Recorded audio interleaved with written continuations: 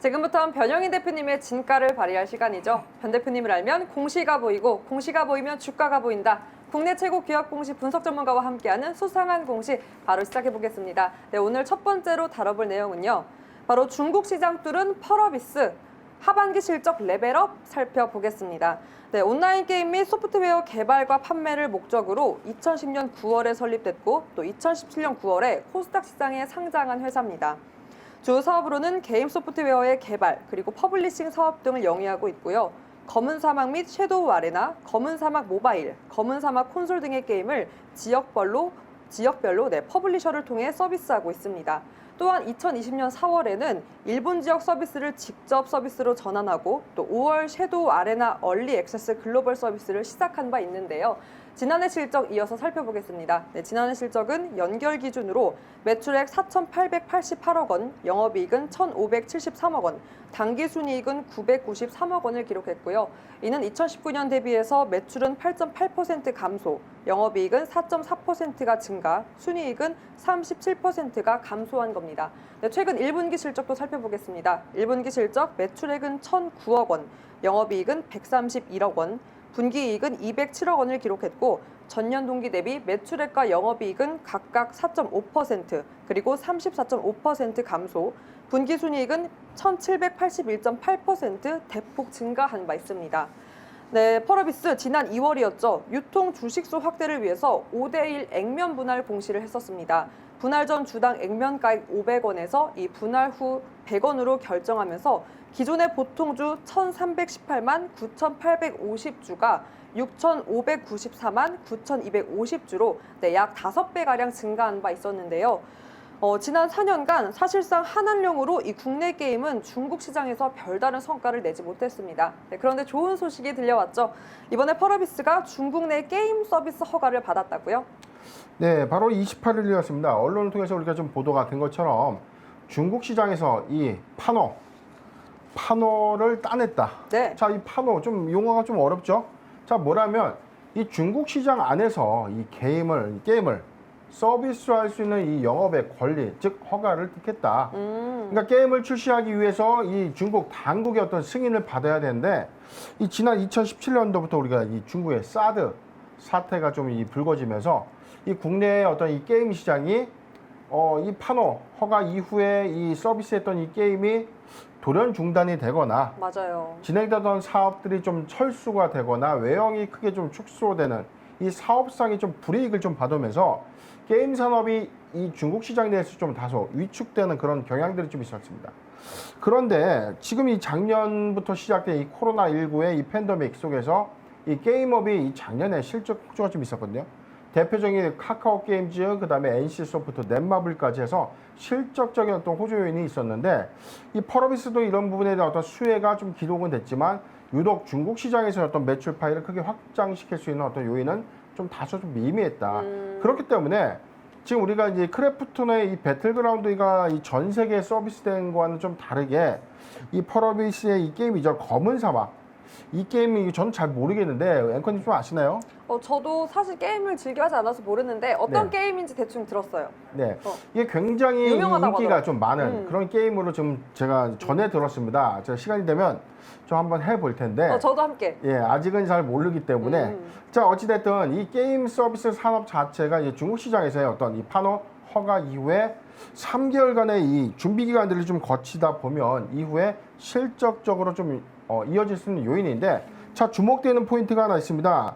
29일 날 이 파노 허가를 좀 득했다는 이 펄어비스의 이 검은 사막이 자, 중국의 이 최대 게임 사이트는 17173.com에서 이 기대 순위 3위에 좀 오르면서 이 기대감이 크게 반영이 되는 그런 흐름들이 좀 나타나지고 있고 이게 2014년도에 출시된 게임인데 PC 게임에서 좀 이 진일보돼서 온라인 게임 시장으로 좀 확대가 좀 됐다가 최근에는 이 모바일 버전의 어떤 서비스가 다시 좀 시작되는 그래서 지금 전 세계 한 150개국에서 12개의 언어로 지금 이 서비스 유통되고 있는 게임이다. 그런데 지금 이게 파노 허가일로부터 3개월까지 어떤 이 준비 기간을 좀 거치면은 정식적으로 이 게임을 출하할 수 있는 건데 자, 만약에 이 출시가 되는 이 시점이면 지금 이제 6월이니까 자, 9월부터 서비스를 한다. 그렇다면은 10월, 11월, 11월 4분기죠. 자, 4분기부터는 본격적인 어떤 이 게임의 서비스 매출액이 인식될 것이다. 즉, 현재의 이 매출 부분에서 크게 호조될 수 있는 전망이 있다. 왜냐면 중국의 이 게임 시장은 굉장히 좀 크거든요. 다르죠. 그렇죠. 지금 실적적인 요인을 보면 작년 2020년도에 매출액은 한 8.8%가 좀 감소가 됐는데 오히려 영업이익이 한 4.4%가 증가됐고 순이익이 좀 감소됐어요. 다른 이 게임 업체들보다 이 코로나19 언택트의 수혜를 크게 좀 보지 못했다. 그런데 올해 1분기에는 상황이 뭐 그렇게 좋지는 못합니다. 1분기에도 4.5%가 감소됐고 지금 매출액이 8.8%, 그다음에 영업이익이 매출액 그리고 영업이익이 4.5%, 3.4%가 좀 감소했는데 순이익이 1,781% 대폭 좀 증가됐던. 다소 지금 이 원가율의 회전 부분에서 이익은 좀 늘어나는 이 반영인데 매출의 확대가 좀 저조했다. 그런데 이 3분기 또는 4분기부터 본격화된 어떤 중국 시장의 게임 서비스가 좀 가시화가 된다면 실적적인 요인은 2021년도 3분기 이후에 우리가 예상할 수 있는 부분은 실적의 어떤 호조가 좀 예상이 되는 대목입니다. 네, 그동안 또 미미했던 만큼 이렇게 중국 시장에서 허가를 받은 만큼 또 대표님이 짚어주신 대로 3분기 실적 기대를 해볼 것 같은데요. 그럼 저희 차트도 한번 살펴볼까요? 예, 지금 차트를 좀 먼저 보기 전에 자 모멘텀 분석 좀 할게요. 네. 2021년도 올해 2월에 84,000원 검은 사막의 신작 출시 기대감이 좀 반영이 되면서 2월 5일 신고가 이후에 2월 달에 다시 액면 분할 결정을 했습니다. 그래서 액면 분할에 따른 어떤 주주가치 환원 기대감 때문에 주가 좀 상승했지만 이후에 상승분이 좀 반납된. 자, 이건 뭐냐면 상승분에 대한 어떤 희석가치 요인이 있었다. 자, 분할 이후에 신주가 유통되면서 주가의 단기적 어떤 희석 요인 같이 있었지만 최근에 신작 게임의 중국 판호 획득에 따른 기대감이 또 반영되면서 주가가 추세적으로 지금 신고가의 영역을 좀 돌파할 수 있는 추세적인 어떤 상승 구간에 좀 진입했다라고 좀 보여지는데 실적적인 어떤 요인에는 다른 어떤 게임사들에 비해서 이 코로나19 팬데믹의 어떤 수익성을 크게 제고하지는 못했다는 겁니다. 그렇기 때문에 작년에 일봉의 어떤 기준 차트의 어떤 주가의 흐름을 보면 다소 조금 지지부진한 어떤 흐름들을 좀 보여주고 있지만 올해 초부터 출시된 이 검은 사막 모바일 버전의 이 서비스가 전 세계적으로 어떤 출시되는 기대감, 그 다음에 중국의 최종 판호까지 획득하면서 이 실적의 회복 기대감이 좀 반영되고 있다. 지금 중국의 전체 이 게임 시장의 규모가요 48조입니다. 전 세계의 어떤 게임 매니아가 가장 많은 미국과 시장 견주했을 때 결코 작지 않은 원투펀치다. 그러네요. 자, 중국의 시장이 워낙 크기 때문에 자, 우리나라 이 게임의 이 사업, 자, 중국의 유료 아이템 결제 건수가 우리나라보다 더 많습니다. 약간 이게 국민의 어떤 성격이냐. 자, 저도 이제 중국 쪽 게임을 한번 해본 경험이 좀 있지만 아무리 열심히 현질을 해도 자, 현질 중국 쪽의 나왔어요? 유저들에게는 당해낼 수가 없다더라. 너무나 화려하고 자, 이게 뭐 해킹 수준이냐 어떻게 이렇게까지 꾸밀 수가 있지라고 생각할 정도로 막대한 이 자금을 게임에 투자할 수 있는 중국의 부호들이 좀 아직은 많다. 자, 이런 관점들 때문에 게임의 어떤 이 초극대화되는 어떤 게임 매니아층의 입장에서는 과감한 이 서비스, 즉 매출 실적으로서의 어떤 연결 요인을 충분하게 이제 펄어비스를 통해서 보여줄 수 있을 것으로 좀 저는 보는데 자, 4분기부터는 실적적인 회복 요인은 저는 분명히 있다고 봅니다. 그래서 2022년도 1분기 실적에는 보다 더욱더 많은 매출의 호조가 좀 예상이 되는 대목입니다.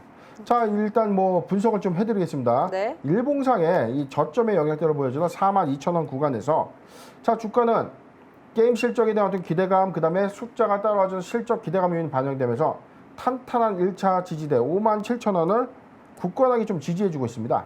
자, 그래서 추세적으로는 지금 67,000원을 상회하는 이 구간에 좀 진입해 있는데 액면 분할, 지난 2월에 액면 분할 이후에 단기적 주가의 희석가치 요인이 있었지만 실적에 따른 어떤 기대감이 좀 반영되면서 다시 신고가 영역에 어떤 돌입되는 그런 추세의 흐름을 좀 보여주고 있는데 자, 보유자 관점에서 의견을 좀 드릴게요. 보유자 관점에서의 의견은요. 자, 72,000원이 이탈되지 않으면 보유자 관점에서 중장기 관점으로 보유도 괜찮다. 만약에 72,000원이 좀 이탈된다면 일부 부분 차익 실현을 하고 나서 다시 저점 분할 매수 구간을 좀 노려야 되는데 자, 매수하기 좋은 구간을 좀 짚어드리겠습니다. 6만 원에서 6만 5천 원 구간. 자, 도래되는 구간입니다. 6만 원에서 6만 5천 원 구간 가격에 조정을 주거나 낙폭 과대 진입 시 6만 원에서 6만 5천 원 구간은 1차 매수가 유효한 구간으로 포트 비중 10%의 분할 매수 의견을 좀 드리고요. 만약에 6만 원을 좀 이탈한다면 이 구간입니다. 자, 5만 2천 원에서 6만 원 구간은 적극적으로 매수해도 괜찮은 구간. 자, 추가 포트 비중 10%의 분할 매수 의견을 드리도록 하겠습니다.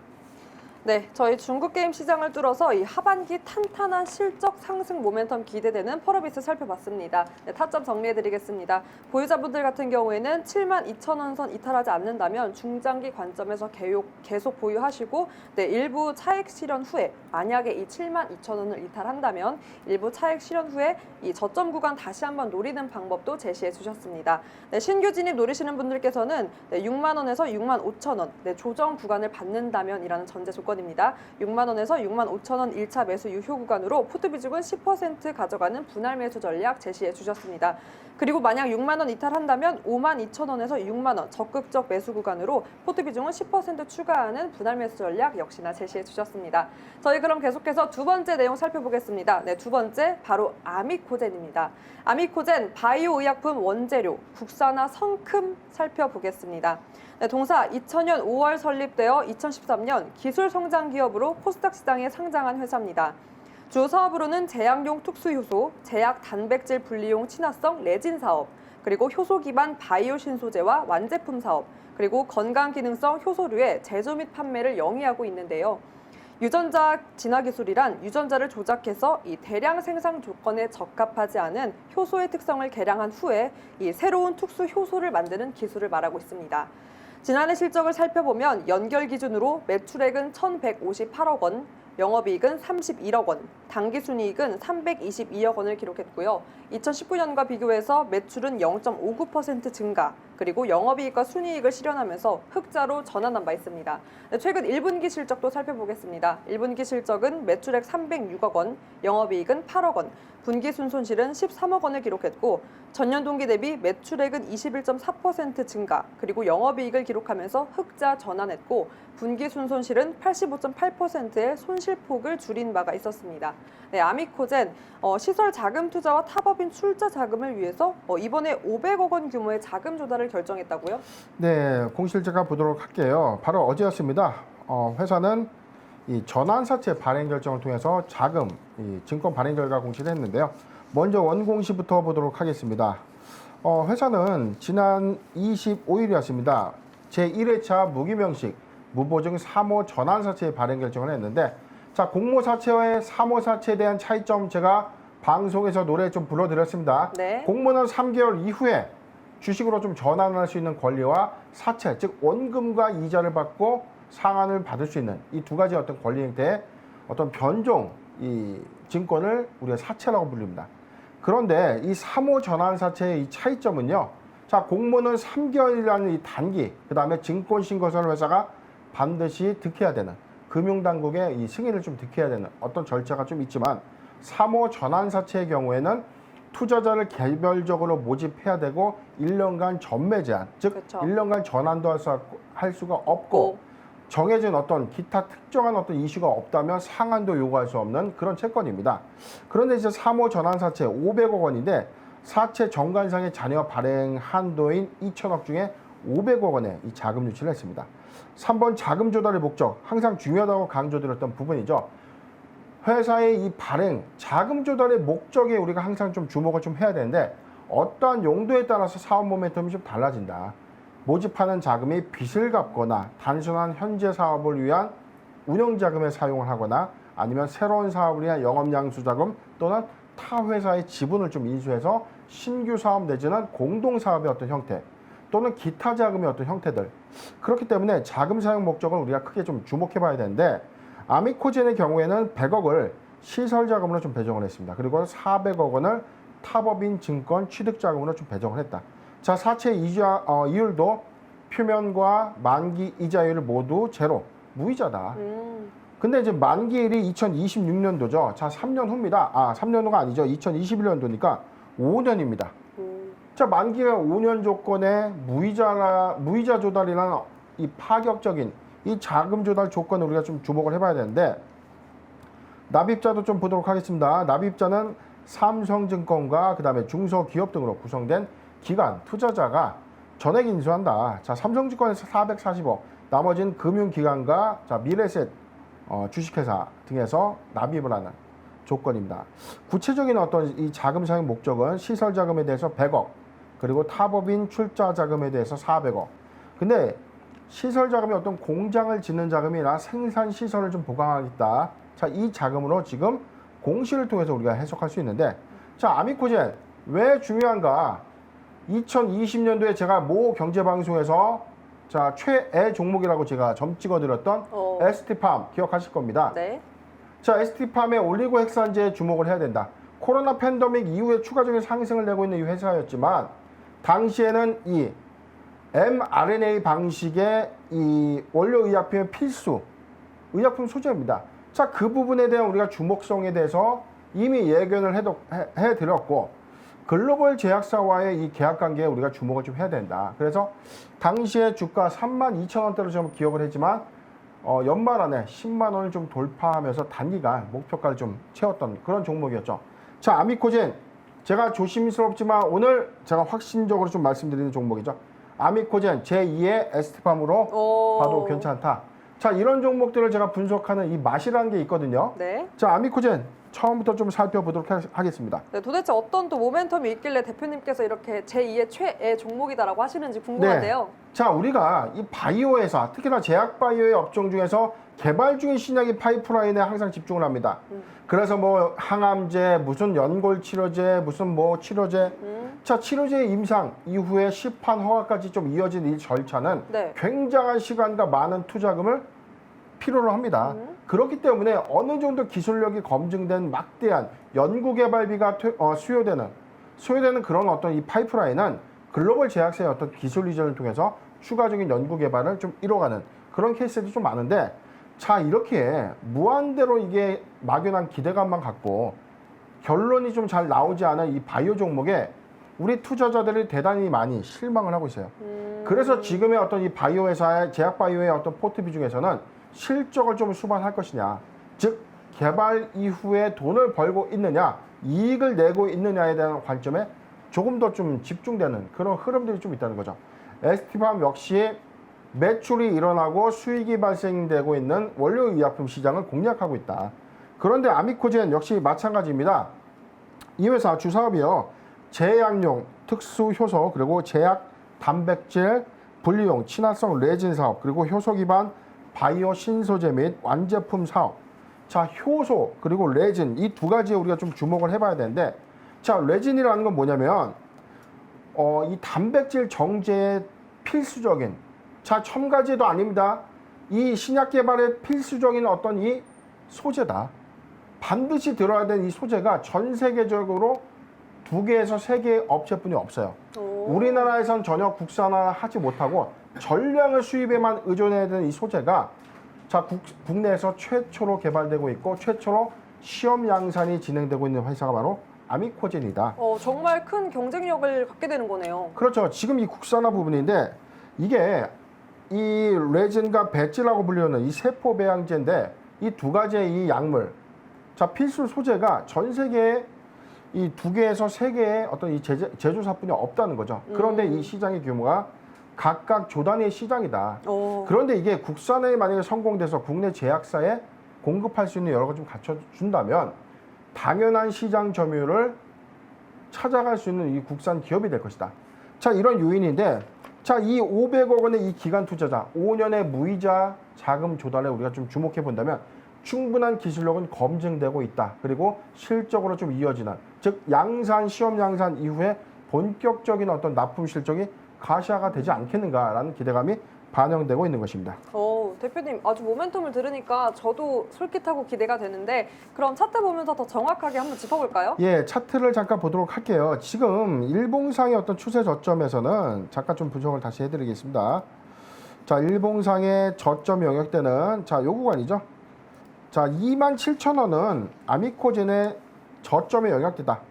최근에 단기 저점은 3만 원입니다. 자, 3만 원을 상회에서 지금 3만 원 상단에서 주가가 좀 탄탄하게 좀 지지해주고 있는데 최근에 어떤 실적적인 요인은 크게 없었어요. 그리고 시장이 덜 주목받았던 이유는 이 소재에 대한 어떤 이 제약 바이오의 필수 소재에 아직은 주목하지 못하고 있는 거죠. 왜냐하면 양산화되지 못했고 납품 실적으로 이어지는 흐름은 없었다는 겁니다. 그렇지만 이게 먼 이야기거나 연구 개발 단계에 있는 그런 종목이 아니다. 시험 양산이 되고 있고 양산이 가시화된다면 본격적인 모멘텀, 즉 실적적인 요인으로 회사의 외형 가치가 크게 성장할 수 있는 요인이다. 최근에 이 자회사 퓨리오젠을 통해서요, 이 레진 생산의 100% 국산화를 지금 진행하고 있습니다. 그래서 이 관련된 이 생산 공장 셋업을 준비하겠다. 그래서 6명의 전문 인력을 좀 보강했다라고 회사가 좀 밝혔는데 최근에 500억 원의 이 자금 조달 중에 100억을 이 생산 시설에 투자한다. 그렇다는 것은 양산은 임박했다. 했다라는 자, 거죠. 여기서 우리가 좀 주목을 해봐야 되는 겁니다. 자, 아미코젠 중장기 관점이다. 2025년도까지의 아미코젠의 어떤 성장세, 레진 국산의 어떤 실적으로 좀 이어지는 흐름이라면 자, 우리가 장기적 관점에서 충분히 모아가는 전략이 맞다. 자, 계산을 좀 해드리겠습니다. 매수하기 가장 좋은 구간은요, 32,000원에서 37,000원 구간, 32,000원에서 37,000원 구간은 적극적 매수 구간입니다. 자, 포트 비중 15%까지 괜찮고요. 자, 지금 이 단기 우리가 좀 모아가는 전략이라면 37,000원에서 39,000원 구간, 4만 원까지 보죠. 38,000원에서 4만 원 구간은 1차 매수 유효 구간인데, 자, 저는 포트 비중 10%의 분할 매수 여기는 좀 괜찮습니다. 만약에 지금 구간에서 제가 기다리는 구간까지 도래가 되지 않습니다. 자, 기회는 옵니다. 자, 조정 구간은 반드시 있고요. 낙폭 과대 구간이든 지수 전체 어떤 조정장의 어떤 요인이 있든, 자, 이 구간에 돌입을 한다면 우리가 기다리는 모아가는 전략의 좀 매매 방법이 맞고, 자, 1차와 2차 적극적 구간까지 잘 타점 좀 잡아들었습니다. 자, 목표 주가라는 개념은 2, 3년의 어떤 장기적 주가고 레진 국산화 이후에 양상까지 이어가는 흐름, 두 번째 실적 요인까지 지켜보는 그 모멘텀을 반드시 좀 기억하시면서 투자 참고해 주시길 바랍니다. 네. 레진 국산화를 본격적 가동한 아이코젠 살펴봤는데요. 대표님의 제2 원픽 종목이자 또 그 이유는 앞으로의 실적 반영이 기대되고 있기 때문이라고 짚어주셨습니다. 네, 타점 정리해드리겠습니다. 신규 진입 노리시는 분들께서는요, 장기적으로 모아가는 전략 봤을 때 이 32,000원에서 37,000원 적극적 매수 유효 구간으로 포트 비중은 15% 분할 매수해 가는 전략 제시해 주셨습니다. 그리고 만약 단기적으로 모아가는 전략 제시를 했을 때는 38,000원에서 4만 원 1차 매수 유효 구간으로 10% 분할 매수해 가는 전략 제시해 주셨습니다. 지금 양산화가 본격적으로 되고 있고 실적 반영도 곧 기대가 되기 때문에 적극적으로 추천해 주셨습니다. 그럼 저희 계속해서 마지막 내용 살펴볼까요? 바로 마지막 내용, 휴젤, 인수놓고 경쟁전 치열, 승자는 누구? 한번 살펴보겠습니다. 네, 휴젤 2001년 설립된 기업으로 2015년 11월 코스닥 시장에 상장했습니다. 주 사업으로는 생물학적 제재의 제조와 판매, 그리고 의학과 의학학 연구개발업을 영위하고 있고요. 매출 포지션은 톡신 50.7%, 필러 31.8%, 메디컬 디바이스 9.3%로 구분이 되고 있는데요. 네, 1분기 실적 살펴보겠습니다. 네, 1분기 실적은 매출액 638억 원, 영업이익은 295억 원, 분기순이익은 194억 원을 기록했고요. 전년 동기 대비 매출액은 54.7%가 증가, 영업이익과 순이익은 139.3% 그리고 190.2%가 각각 증가한 바 있습니다.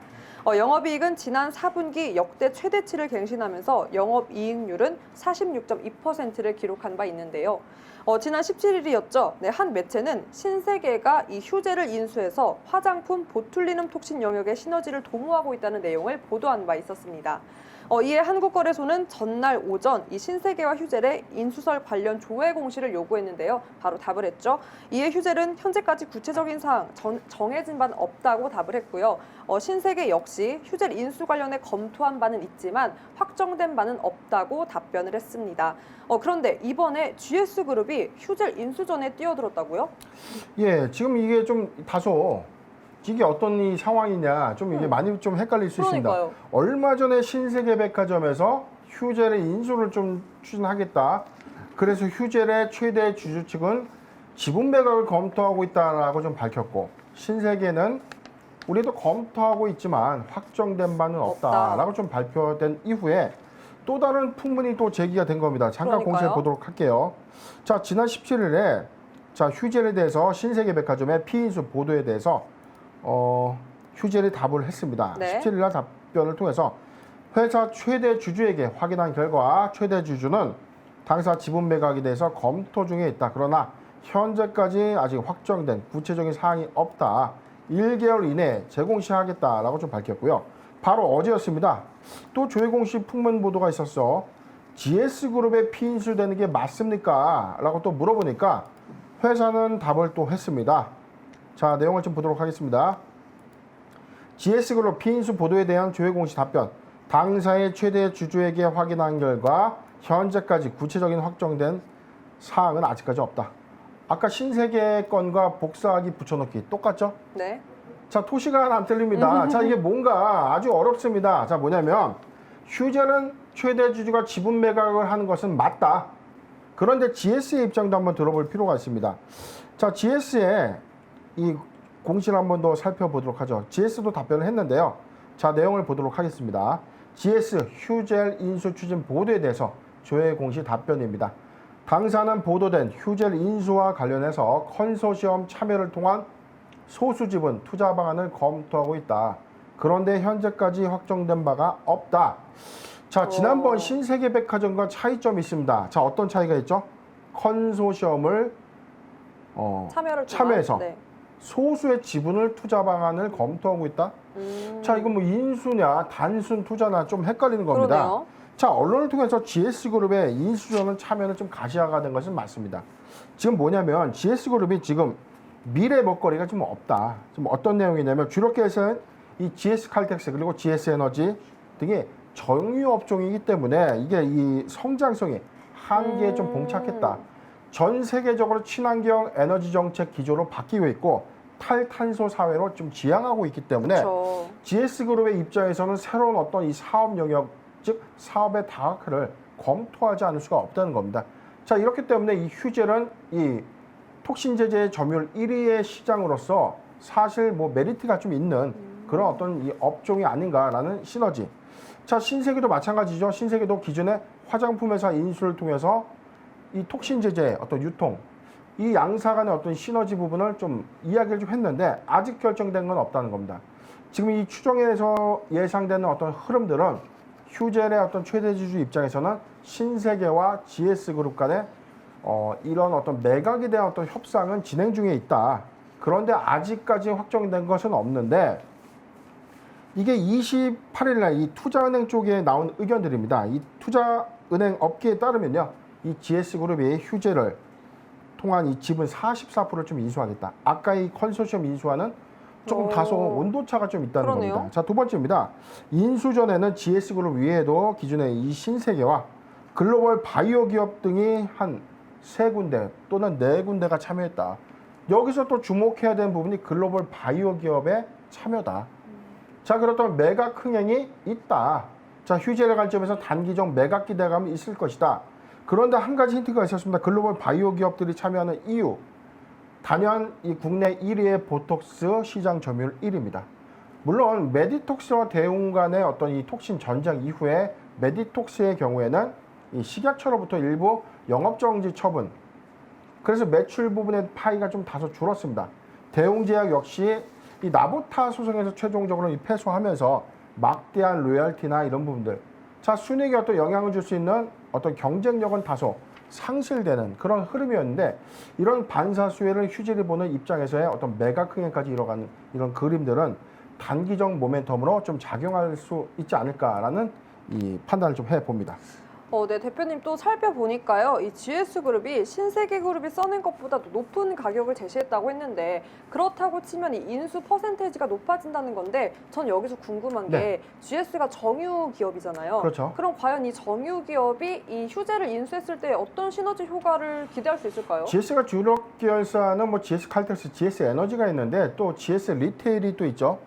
그다음에 GS가 또 홈쇼핑 사업을 또 하고 있지 않습니까? 그러네요. 이 톡신제제가 아마 에너지 사업 부분과는 좀 다르게 GS 리테일을 통한 아니면 GS의 다른 어떤 뷰티 쪽 계열과의 어떤 시너지 부분으로 다른 사업의 어떤 구조를 가져가는데 이게 업계에서는 이게 좀 갸우뚱하는 시선들도 좀 있다는 겁니다. 뭐냐면 지난해 이 GS 그룹이 이미 코웨이와 하이마트의 인수전에 참여를 했지만 결국 막판에는 인수를 포기한 바가 있었고요. 맞아요. 최근에는 이 아시아나항공, 두산 인프라코어의 어떤 인수를 좀 검토했다가 다시 이 인수를 철회했던 그런 사례들이 좀 있기 때문에 이번에도 휴젤의 어떤 이런 인수 부분이 조금 이 단계의 막바지에서는 좀 이게 확정되지 않는다면 또 시시하게 끝나는 것 아니냐.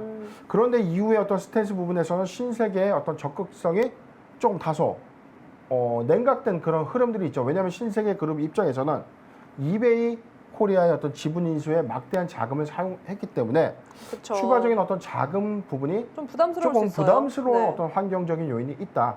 그렇기 때문에 지금 시장의 어떤 흐름에서는 흥행전으로 좀 보여질 수 있지만 반대급부적인 어떤 이런 부분들이 만약에 매각가의 어떤 이견 차이가 있다면 좀 어렵지 않겠는가라는 의견도 지금 나오고 있는 현실입니다.